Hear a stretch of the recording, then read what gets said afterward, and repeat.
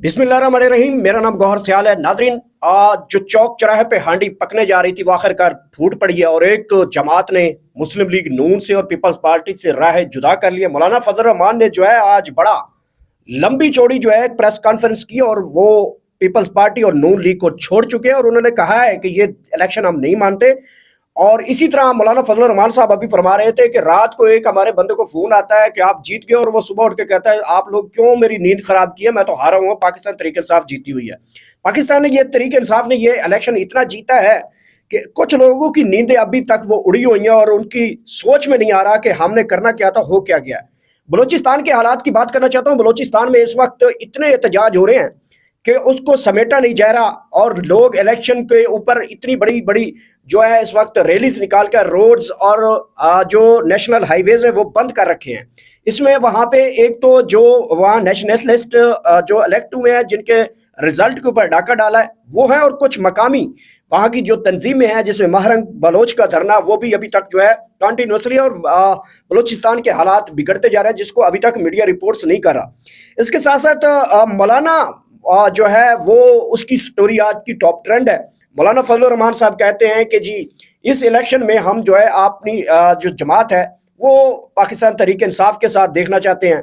उनकी दिली ख्वाहिश का इजहार तो कर दिया गया है और इसी की वजह से जो है अब वो मुस्लिम लीग नून के अंदर जो है वो बड़ी फूट का जो है वो अब सामने आना शुरू हो चुकी है। आसिफ अली जरदारी का और शेर अफजल मरवत के दरमियान कोई राब्तों का इंकशाफ हुआ, इसके ऊपर बात करेंगे। सबसे पहले मैं एक चीज़ आपसे शेयर करूं कि आपने इमरान खान साहब को कहां कहां मारा और कहां कहां एक जो प्लान इंसान बंद कमरे में बनाता है और एक प्लान अल्लाह बनाता है। कामयाब वही प्लान होता है जो अल्लाह बनाता है। तो इमरान खान को मारने के लिए आज मैं ज़रा आपके साथ तमाम वो सबूत, तमाम वो चीज़ें जो इमरान खान साहब को डैमेज करने के लिए, डिसमेंटल करने के लिए, इमरान खान के खिलाफ कहाँ का कितने कितने प्रोपेगेंडे हुए, आज जरा वो मैं लिस्ट आपसे नाज़रीन शेयर, और उम्मीद करूंगा ये लिस्ट आप लोगों ने पूरे पाकिस्तानियों तक पहुंचानी है कि इमरान खान के साथ हुआ क्या है। जवेद हाशमी प्रेस कॉन्फ्रेंस करते हैं, फेल। आयशा गुललाई की स्कैंडल, फेल। रेहाम खान की किताब, फेल। यहूदियों वाला कार्ड खेला गया, नतीजा फेल। ऑडियो लीक्स की गई, नतीजा फेल हो गए। तरीन और अलीम का प्रोपेगेंडा भी फेल हो गया। मनेका का जबरदस्ती का जो तलाक है खाबर मनेका वाली, वो प्रोपेगेंडा चलाने की कोशिश की गई लेकिन फेल हुआ। कुकेन, शराब और इस तरह के जो इल्जामात लगाए गए खान साहब के ऊपर वो भी फेल हो गए। खटक, चौहान और डार के इल्जामात भी फेल हो गए। इद्दत में नका का बयानिया मुकम्मल फेल हो गया। बनी गाला में मनी ट्रेल का जो केस बनाया गया मुकम्मल फेल हो गया। 3 दफा मारने की साजिश की गई, ये भी फेल हो गया। इसके साथ साइफर केस में सीक्रेट एक्ट का लाया गया, वो भी फेल हो गया। 200 जाली केसेस बनाए गए, नतीजा फेल हो गए।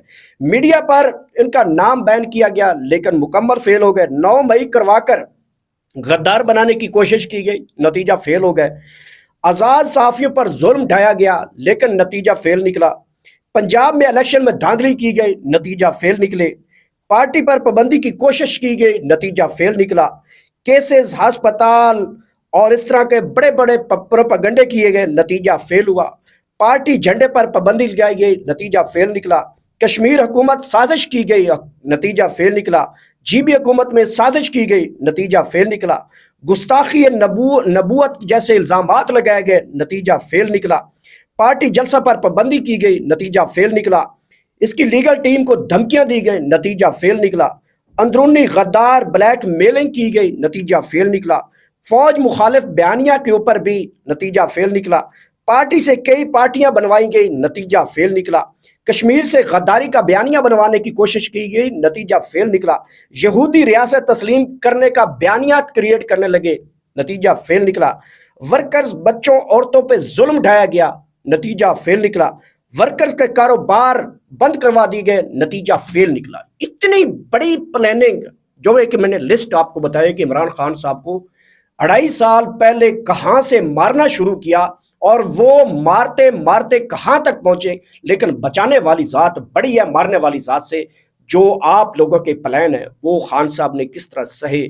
औरतें, बच्चे, बुजुर्ग, बूढ़े और नौजवानों के ऊपर जिस तरह की एक حکومتی ریاستی اور اس طرح کی دہشت گردی کے الزامات، غداری کے الزامات، پاکستان تحریک انصاف کا نام لینا، دہشت گردی، غداری اور اس کے اوپر پولیس چھاپے، بہنوں بیٹیوں کی چادریں چھین کر، چادر چار دیواری دروازے توڑ کر بہنوں کے ان کے اوپر جو ہے ان کے ٹارچر کیا گیا، سروں میں ڈنڈے مارے گئے، اس طرح کی کتنی جو چیزیں ہیں وہ آپ کے سامنے لوگوں کی آج ایک جو اسی حوالے سے میں بتاؤں، جو لاہور کا حلقہ جس میں علیم خان صاحب جو کہ کامیاب ہوئے، لیکن وہ فارم 47 کے تحت کامیاب ہوئے، ان کے مخالف جو کینڈیڈیٹ تھے علی جاز بوٹر، وہ کہتے ہیں کہ آرز کو دھمکیاں لگائیں گی کہ تیری بیوی کے ساتھ ہم بہت برا سلوک کریں گے۔ سمجھ کے میں لفظ نہیں بول سکتا، میرے ایتھیکلی میں نہیں بول سکتا، کہ انہوں نے کہا ہے کہ الزام لگایا ہے طاقتور لوگوں کے اوپر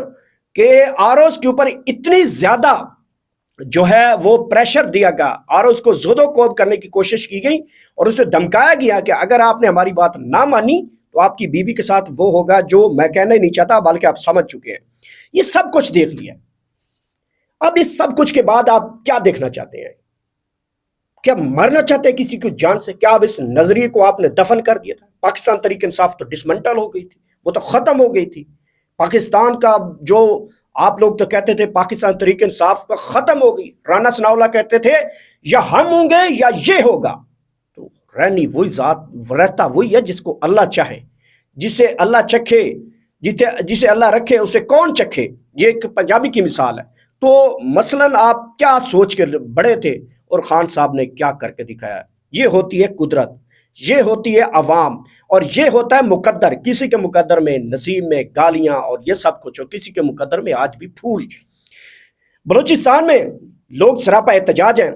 بلوچستان کی رپورٹ ابھی تک نیشنل ٹی وی کے اوپر نہیں کی جا رہی۔ وہاں پہ جو گراؤنڈ ریالٹیز ہیں وہ بہت خطرناک ہیں۔ لوگ دھرنا دے کے بیٹھے ہوئے ہیں، لوگ اپنا حق لینا چاہتے ہیں۔ لوگ کہتے ہیں کہ جو ہم نے جو ووٹ دیے ہیں وہ ہمیں جو ہے اس کی رزلٹ ہے، وہ جو اصل رزلٹ ہے وہ لے کر بیٹھے ہوئے ہیں، اور وہ کہتے ہیں کہ ہم تب تک نہیں جائیں گے جب تک یہ اصل رزلٹ نہیں ہوگا۔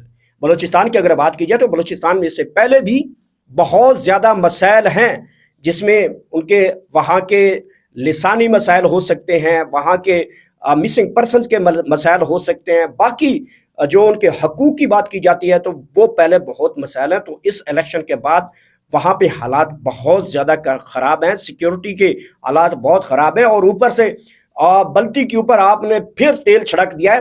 وہاں پہ آپ لوگوں نے دھرنا دے دیا اپنے حق مانگنے کے لیے، جس کو ہم نے ووٹ دیا وہ کامیاب ہے۔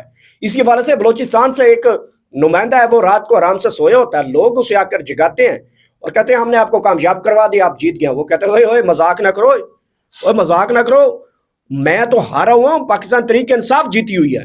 تو اس نے یہ کہہ کر، یہ اس کی ویڈیو بھی ہے، بہرحال یہ دیکھ سکتے ہیں کہ رزلٹ کون تسلیم کر رہا ہے، کیسے ہو رہے ہیں۔ اس کے علاوہ مولانا فضل الرحمان صاحب نے ابھی پریس کانفرنس کی، وہ سب نے دیکھ لی ہوگی۔ مولانا فضل الرحمان صاحب بظاہراً جو لگتا ہے کہ وہ ابھی بھی دو کشتیوں کے اوپر سوار ہیں۔ ایک طرف وہ کہتے ہیں کہ ہم اسمبلیوں میں جا رہے ہیں لیکن مشروط طریقے سے جا رہے ہیں، دوسرے میں کہتے ہیں کہ ہم میدان میں نکل رہے ہیں اور ہم ان کو ٹف ٹائم دینے دیں گے۔ دونوں صورتیں مولانا فضل الرحمان صاحب وہ وکٹ کے دونوں سائڈ پہ کھیلنے کی کوشش کر رہے ہیں، حالانکہ ان کے پاس عوامی مینڈیٹ 0 ہے، اور 0 کا مطلب یہ ہے کہ 2-3 سیٹیں ہوں گی، اور مولانا فضل الرحمان اس کے ساتھ وہ اسمبلیوں میں جانا پسند کریں گے۔ کیا اب جب وزیر اعظم کا ووٹ ہوگا تو مولانا فضل الرحمان صاحب کیا شہباز شریف کو ووٹ دیں گے؟ میرے خیال میں وہ دیں گے، جہاں تک مجھے لگ رہا ہے، کیونکہ مولانا فضل الرحمان کے ساتھ ہوا ہے ہینڈ۔ ہمیشہ مولانا فضل الرحمان کے کراؤڈ کو پی ڈی ایم پچھلی حکومتوں میں یوز کرتی رہی، وہ عدالتوں کے اوپر دھاوا ہو، وہ اسلام آباد میں جو ایک جلسہ کیا گیا، چاہے وہ اسلام آباد کے ریڈ زون میں دیواریں پھیلان کر اندر داخل ہونے کی کوشش، مسلم لیگ نون کے میکسیمم ہی ہوں گے، 60-70 کارکن ہوگا، لیکن سب سے زیادہ جو تھے وہ مولانا فضل الرحمان صاحب نے۔ اگر انہوں نے یہ بھی، میں مولانا صاحب کو ایک مشورہ دینا چاہتا ہوں، ابھی بھی ٹائم ہے، مولانا صاحب آپ حکومتی بینچوں کی بجائے، اپوزیشن بینچوں کی بجائے آج اگر روڈوں پر نکل آتے ہیں تو آپ جیسا ہیرو کوئی نہیں ہوگا، کیونکہ اس وقت عوام اپنا حق دیکھ رہی ہے کہ ہمیں حق کے حکمرانی کون لے کے دے گا، ہمارا جمہوری حق کون لے کے دے گا، تو آپ کامیاب ہو سکتے ہیں۔ یہ ایک آج پریس ٹاک میں شرف ضل مروہ صاحب نے ایک انکشاف کیا کہ میرے رات گئے تک میرے کسی بندے سے زرداری صاحب نے جو ہے وہ رابطہ کرنے کی کوشش کی۔ یہ خبر پہلے دن بھی آئی تھی جب 8 فروری کے رات 10 بجے تھے تو رزلٹ روک دیے گئے تھے، اور اس دوران ایک خبر گردش کرتی ہوئی آئی تھی اسلام آباد میں زرداری صاحب کا ہیلی کاپٹر پہنچ گیا اور اس کے بعد ہمیں بتایا گیا کہ کچھ خبریں ایسی گردش کی گئیں کہ اڈیالہ جیل کے باہر سیکیورٹی کی صورتحال سخت کر دی، بڑی کڑی سیکیورٹی کی صورتحال کر دی. بعد میں خبریں گئی، انکشاف کیا کہ کوئی بھاری اہم شخصیت جو ہے وہ عمران خان صاحب سے ملاقات کرنے جا رہی ہے. بہرحال صبح سے جو رزلٹ پھر چینج ہو گیا، اس کے بعد میرے خیال میں اگر کوئی کوشش کی بھی یہ ہوگی جس کی عمران خان صاحب نے تردید کر دی ہے. تو زرداری صاحب کی جب دال نہیں گلی تو انہوں نے پھر مسلم لیگ نون کی طرف سوچا ہے. اس وقت جو بلاول بھٹو صاحب ہیں وہ بہت غصے میں ہیں. وہ کہتے ہیں میری جو پالیسی ہے، جو آنے والا میرا الیکشن ہے وہ بالکل بڑھنے جا رہا ہے. وہ کہتے ہیں کہ میرے والد صاحب کا جو بیانیہ آ جاتا ہے کہ ہم نے نون لیگ کے ساتھ بیٹھنا، تو اس کا مطلب ہے کہ ہمارا بھی وہی انجام ہوگا جو مسلم لیگ نون کا ہوگا. تو یہ تازہ ترین صورتحال ہے شہر اقتدار کی اور پاکستان کے اندر موجودہ سیاسی نظام کی. امید ہے آپ کو میری ویڈیو یہ اچھی لگی ہوگی.